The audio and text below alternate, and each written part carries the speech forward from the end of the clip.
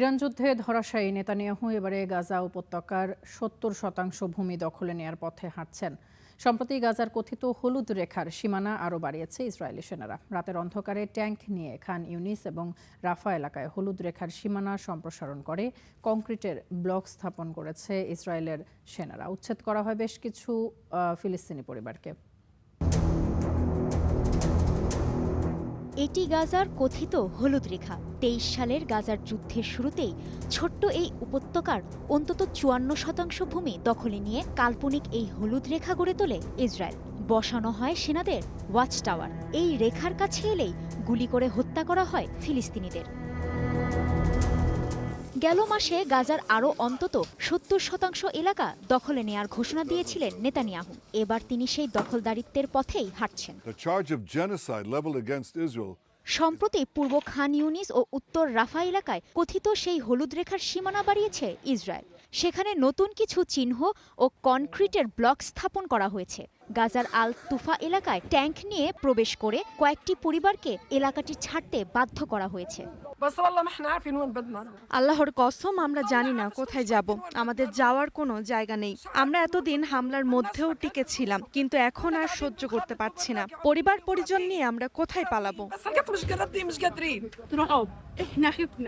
এই যে হলুদ লাইনটি, এটি আমাদের এলাকা ছোঁয়ার পরই আমরা পালানোর সিদ্ধান্ত নিয়েছি। এটি প্রথমে আল তুফা এলাকার কবরস্থানে ছিল। ভেবেছিলাম যাক, এটা অনেক দূরে আছে, কিন্তু আজ রাতে তারা সেই লাইন এখানে নিয়ে এসেছে। আমরা এখন যেন মৃত্যুর মুখোমুখি দাঁড়িয়ে। বাস্তুচ্যুত হতে হতে আমি ক্লান্ত, সত্যি ক্লান্ত। আমাদের কি দোষ যে আমাদের সঙ্গে এমন হচ্ছে? আমি কি আমার জিনিসপত্র নিয়ে রাস্তায় গিয়ে ঘুমাবো? আমি বহুবার রাস্তায় ঘুমিয়েছি, বহুবার বাস্তুচ্যুত হয়েছি, আর পারছি না।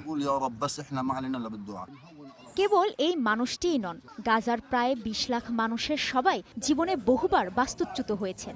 কখনো ইসরায়েলি বোমায়, কখনো ইহুদি দখলদারদের হামলায়।